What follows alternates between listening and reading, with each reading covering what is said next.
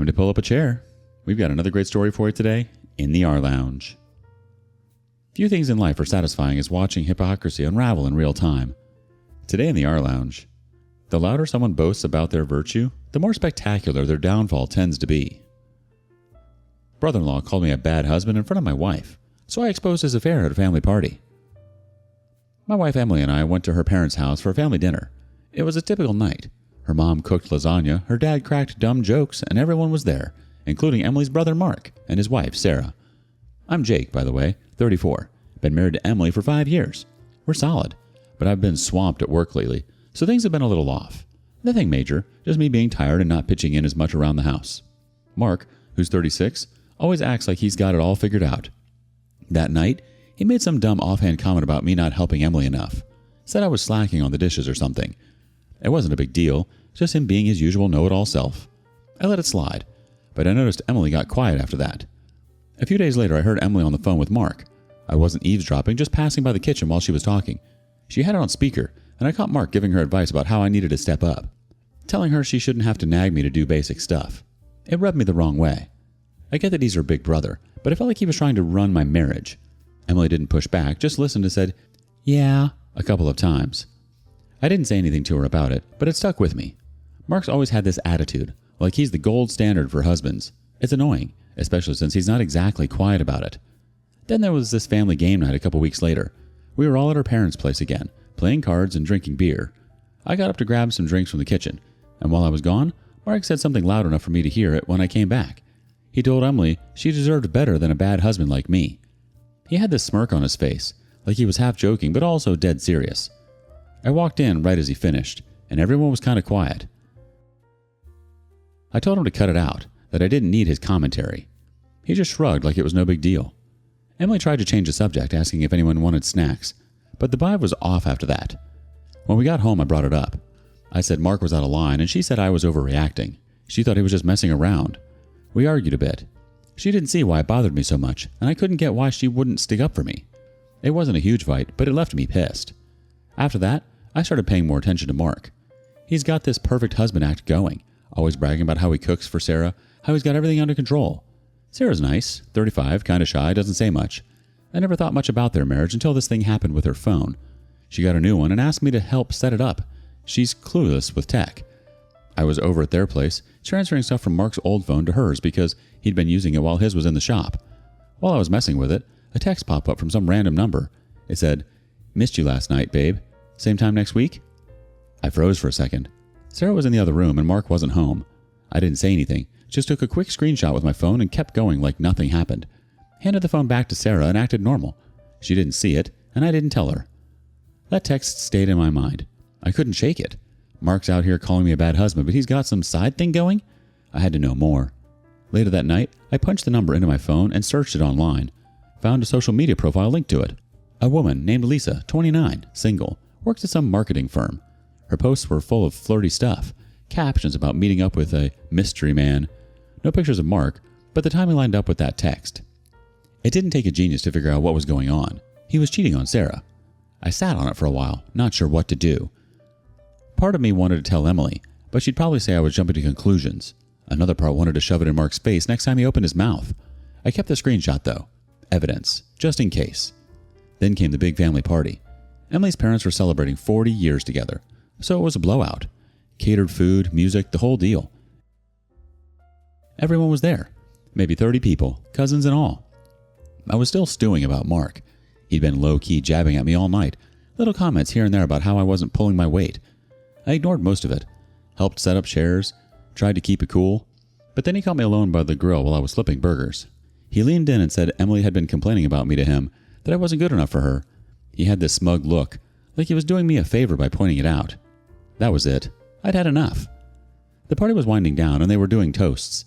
Emily's dad said something sappy about marriage and everyone clapped. I saw my chance. I grabbed the mic from the little karaoke setup they had going and stepped up. I said Mark's been really vocal about me being a bad husband, but maybe he should explain why he's been sneaking around with Lisa behind Sarah's back. I held up my phone with a screenshot, zoomed in so people could see the text. The whole yard went dead quiet. Sarah's face just dropped, like she'd been punched. Mark turned red and started yelling that it wasn't true, that I was making it up. I didn't back down, just that I had the proof right here. Sarah got up and walked off toward the house without a word. Emily grabbed my arm and told me to stop, but I was done. People started whispering, and Mark kept denying it, saying I was crazy. Emily's mom tried to play it off, telling everyone to calm down, but the party was over. Half the family left within 20 minutes. That's where it ended that night. Sarah didn't come back out. Mark stormed off after her, and Emily wouldn't even look at me on the drive home. She said I ruined everything, that it wasn't my place to do that. I told her Mark had it coming, that he couldn't keep running his mouth and expect me to take it. She didn't say much after that, just went to bed. I stayed up, scrolling through Lisa's profile again, double-checking. I wasn't wrong. I wasn't. The screenshot was real, and so was the affair. Mark could lie all he wanted. Truth was out now. Part 2. The next day after the party, Emily was on me as soon as we woke up. She was mad, really mad. She said I ruined her parents' anniversary and made Sarah's life hell by dropping that bomb in front of everyone. I told her Mark's the one who messed things up, not me. He's the cheater, not the victim. She asked how long I'd known about the affair, and I said a few weeks, since I saw the text on his phone. She didn't like that, wanted to know why I didn't tell her first. I said I wasn't sure she'd believe me, since she's always got Mark's back. She didn't argue that part, just grabbed her keys and left. Said she was going to her parents' place. Didn't say when she'd be back. A couple days later, Sarah called me. She was crying, but not yelling. She'd confronted Mark after the party, and he admitted it. Been seeing this Lisa chick for 6 months. Sarah said she'd had a gut feeling something was off. Mark staying late at work, weird excuses, but never had proof until I said it out loud. Now she's filing for divorce. She thanked me for spilling it, said she'd still be clueless otherwise. I didn't expect that, thought she'd hate me for how it went down. Made me think maybe I did her a favor, even if Emily didn't see it that way. Mark texted me a few days after that, called me a backstabber, said I destroyed the family and turned Sarah against him. I didn't reply. What's he gonna do? Deny it? I've got the screenshot. Emily's parents got on my case too. Left me a voicemail saying I should have talked to Sarah privately instead of making a scene. They're not wrong about it being messy, but I wasn't about to let Mark keep acting like he's better than me. Emily still wasn't home, just texting me about picking up some clothes she forgot. Barely answering when I asked what's next. Then Sarah asked to meet up.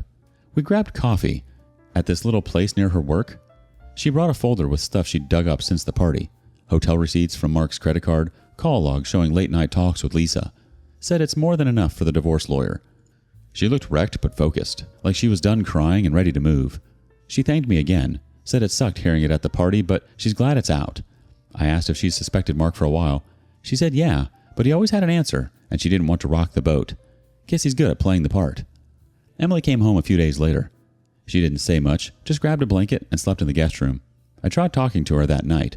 Asked why she's so pissed when Mark's the one who screwed up. She said it's not about him, it's about me humiliating everyone. I told her I was sick of his crap, him calling me a bad husband every chance he got.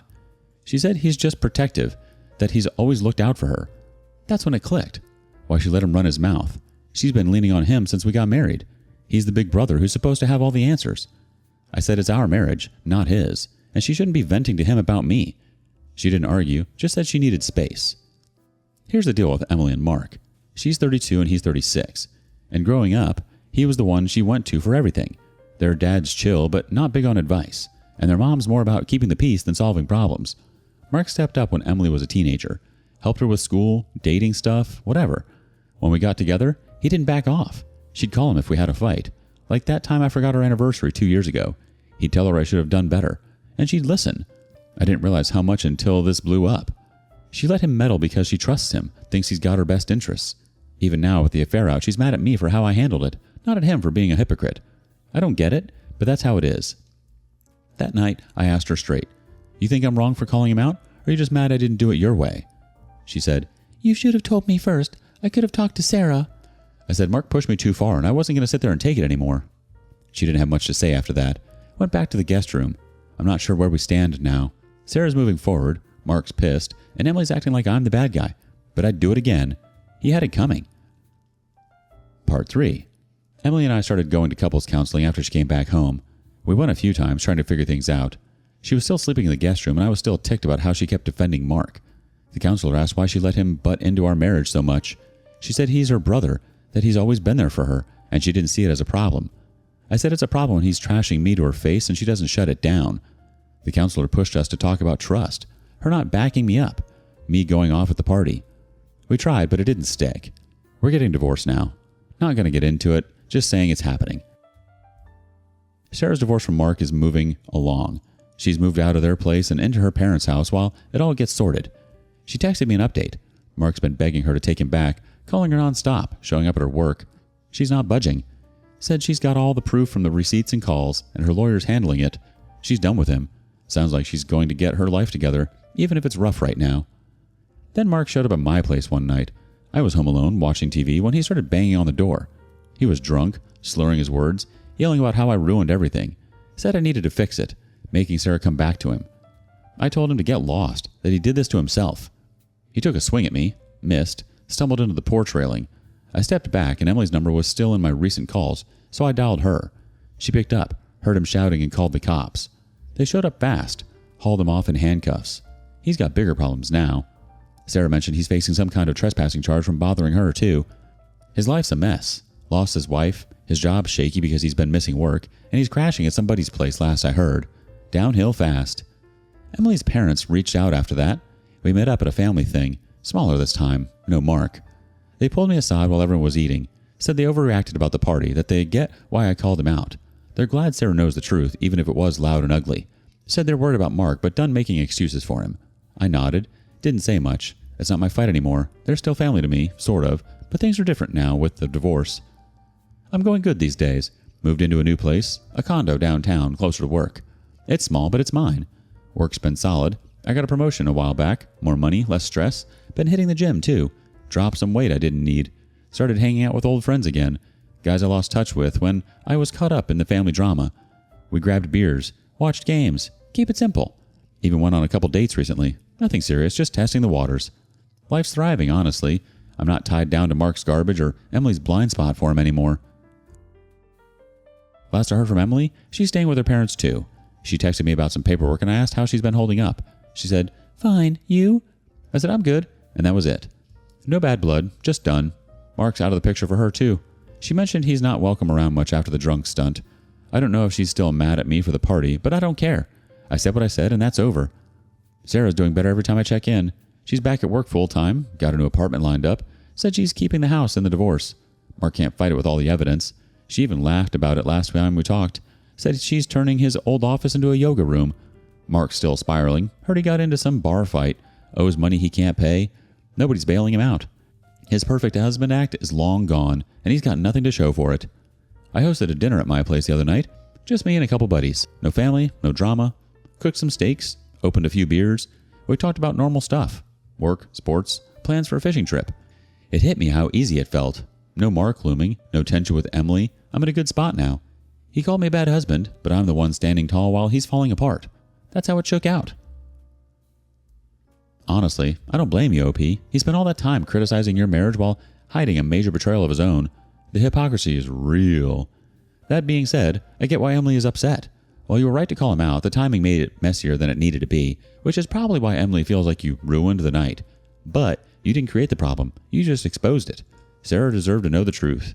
And where you go from here with Emily really depends on whether she can acknowledge why you did what you did. What do you think? Did OP do the right thing? Thank you for joining us today in the rLounge. Be sure to like and subscribe and hit that notification bell so you don't miss out on our next video. Until next time. And please put your chair back where you found it.